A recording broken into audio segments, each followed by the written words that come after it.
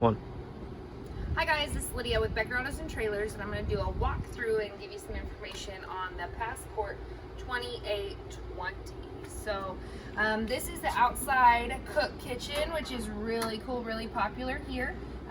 These just come down here kind of as wind guards. You can stick light it here, but in order to hook this up, you actually run the gas line from here underneath, and it'll quick connect right underneath here. So if you look underneath here, there's a yellow cover there. You'll just take that yellow cover off. You'll turn the valve after you have that plugged in there. So yellow cover off, plug it in, turn on the valve, and there's your gas, and it goes through there. So you want to make sure and hook it and unhook it each time. But when you move this camp kitchen in and out, you just need to make sure the hose is out of the way so you don't squish it. And then you can also lock it in place here. So here you have an outside fridge. This fridge is a 110 only fridge, so this will cool when you are plugged into an extension cord at your house, or it will cool when you're plugged into a 30 amp or as your generator is running. So it's not going to cool just off a battery. So just keep that in mind depending upon how you're camping.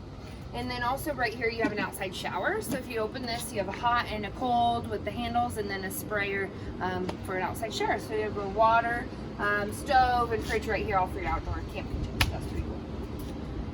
We're going to actually move from there. We're going to go through the inside of the camper, and then we'll bring you back outside. So these are the nice new stairs. They're really nice and solid. Depending upon where you guys camp, you may have to adjust these stairs. So basically, if you went and parked somewhere and it was up a little higher, you can see this is going to stick up, so that door is not going to shut.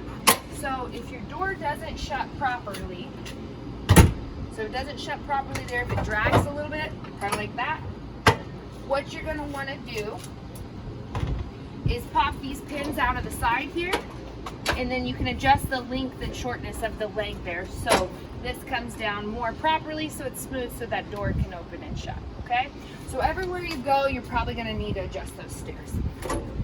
When you want to move them in and out, I usually pick them up like this, shake them out a little bit, and then make sure and lock them back behind the ledge here, and then make sure everything just shuts right there nicely. So your keys for your camper will unlock the door, your handle here, and your deadbolts. So your single key will work the same for both. Our master key doesn't work the same for both, so if you're leaving it for service, we'll kind of talk to you about which one to lock, or just leave us your keys, okay? So you'll open this, pull this, bring the stairs down, we'll come down here, and then we'll go inside.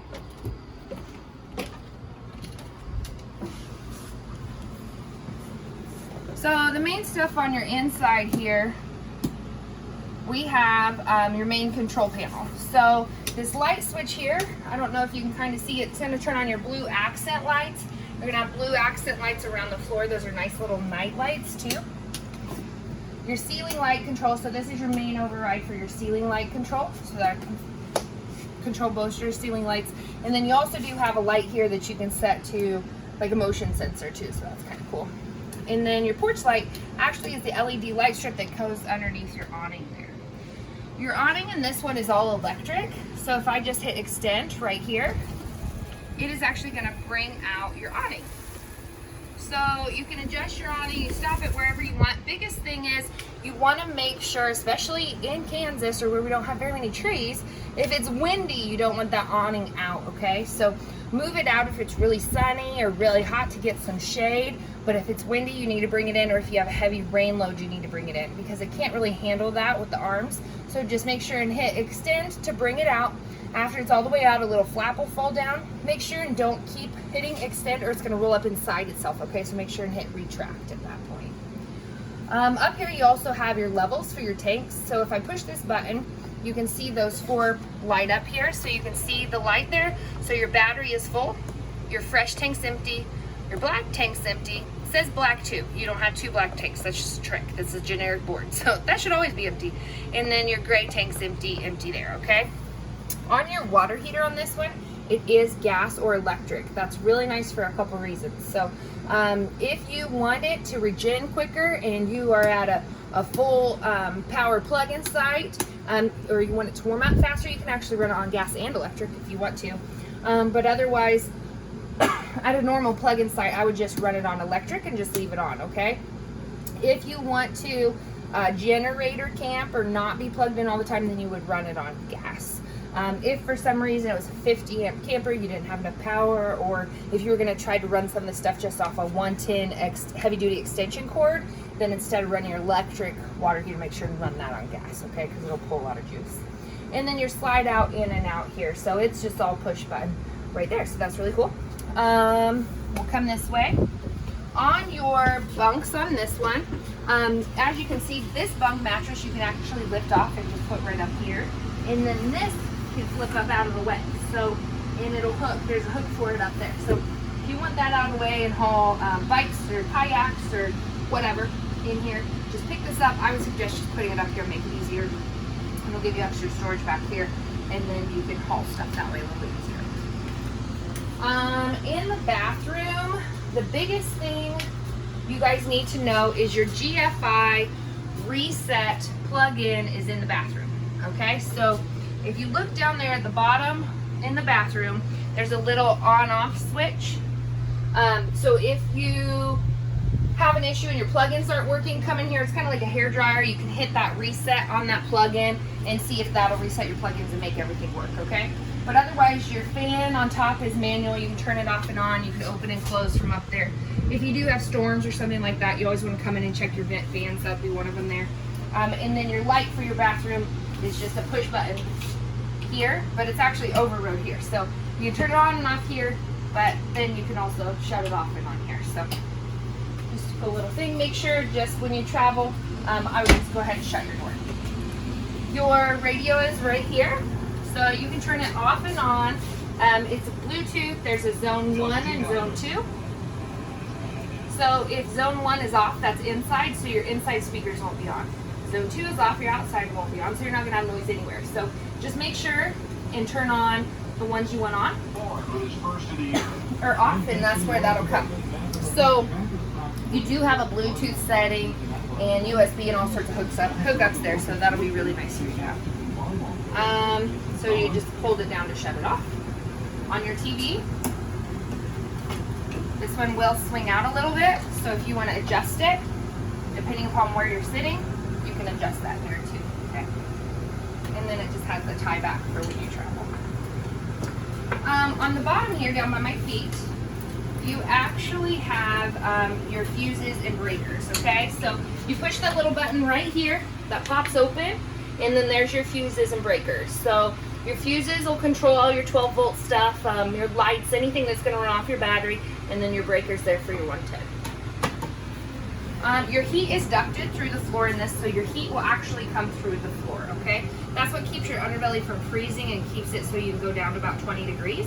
But your air conditioner is overhead, and it is ducted overhead, so if you want it to cool in here faster, you can actually open that up and cool off in here. If you want it to duct better, you can shut that, okay? And then you can pop this out and clean out the filter, and that'll just help it cycle more. So if your air conditioner doesn't feel like it's getting really cold, what you should probably do is go up on top, make sure nothing's all clogged up in your air conditioner, make sure it's all clean, you don't have a bunch of cotton or something like that in it, and then make sure it's coming out cold here. If you do have a lot of humidity where you're from, we have had a problem with air conditioners freezing up. So my advice to you is when we get to the thermostat, instead of running it on auto, you run the fan on high. So what that is going to do, or low, what that's going to do is keep that fan running even when your air conditioner compressor kicks off, so that'll help it from freezing up as easily, okay? On your fridge, so if you open it up here, you have a couple settings, okay? You have the on and off on your fridge, and then the auto setting. If you pop it up, that's gas, okay? So since we're plugged in, we're gonna run it on auto, but if you were gonna be generator camping and you wanted it to run only on gas, then you would just pop it up and run it on gas, okay? So if we give it a couple minutes and that check light comes on up here, you know your refrigerator isn't lit on gas. So a couple things you want to check. You want to make sure you have propane. You want to make sure that your propane's turned on. And then after that, if it doesn't light, what you're going to want to do is actually come over here, and you're going to want to bleed your gas lines, okay? Because sometimes if you don't use your gas a lot, you're going to get air in your lines. So you just turn it over to light and then ignite it here. So it doesn't appear our gas is on. So we would go outside then, turn on the gas, and then make sure everything goes here, okay? So more than likely, my little check light's gonna figure out after all that propane bleeds through the lines, and then it's gonna come on back up here, okay? So just kind of sequence of events that way. Make sure when you do cook up here, you don't have the glass touching the stove here. And then also on the oven, you can use the pilot light to actually, in the sparker to light it, but I would probably just advise turning it over to light and then holding it in and then using a stick lighter, just so you don't have to wait for that propane to run so long to get it to light. So I would just count on stick lighting that, but yeah, on these, normally it would just spark right up if you did that. So you hear the beeping, that's because our gas is off. So it's not gonna run on the gas, so I'm just gonna switch it back over here to auto. Since we're plugged in, it's gonna switch to auto, but you gotta reset it, you gotta shut it off, and then turn it back on, okay? On your lights here, fan there, there's lights here on the stove too. Those are other nice night lights. Make sure this is cooled off before you ever shut this down here.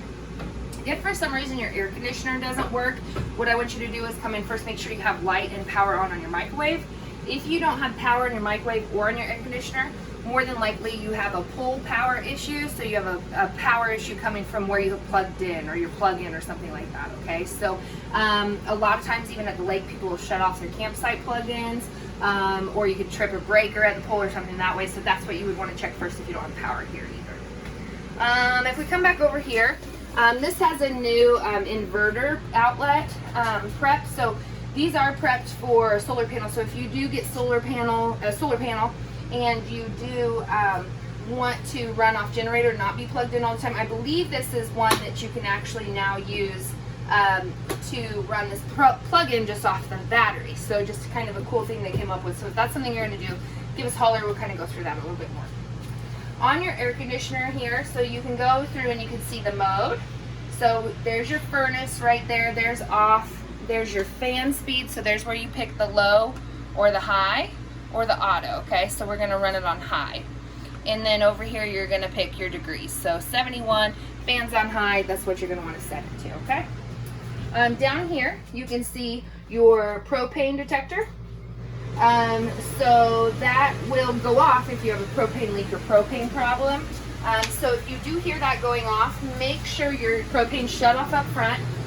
Open the door, see if you smell any propane, anything like that. If you do, make sure and leave the door open so it can air out a little bit and don't come inside, okay? But if you don't smell any, don't see anything around, open a couple of the doors, come inside, make sure your stove's all turned off.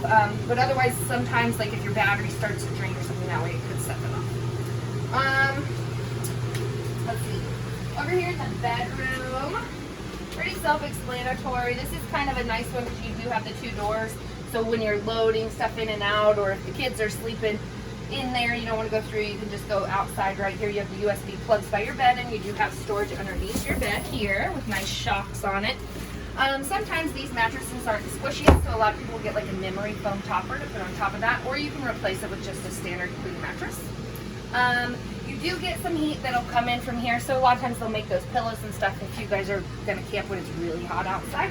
On your lights here, there's a push button in the bedroom and above there. And then if you do want to mount a TV ever, has a location for the mounting bracket to hook in for your satellite or cable. So we're going to go to the outside and I'll show you where that all hooks in on the outside. On this here, this just lifts straight off. Your poles will fall out underneath. You can tuck them in underneath. It'll sit on the ledge here. And then you can piece this together like a puzzle and make this a bed, okay? Just make sure when the kids get on, they don't go knee right in the middle of there. You do have a dimmer switch in this, so if you hold your finger on this, it'll actually dim it and brighten it up. So just a cool little feature they have. And then on your fold-out couch, you'll just take the top cushions off here, and then you'll pull out from the bottom here. The legs will come down, and then you have storage right under here, which this is really cool because you can keep like your blankets or extra big pots and pans or something that way. And you just flip it down for sleeping, put the cushions in the back. But something else that's really cool about this is you can still get around everywhere this way now. So you can sleep a ton of people in this camper, and it's still an ultralight camper, so that's pretty cool. So that just goes in right like that, and it's actually pretty comfortable. I've had some of my adult friends, couples, stay on one of these couches. I didn't really get many complaints, so. One other thing about the bathroom when you are camping, your gray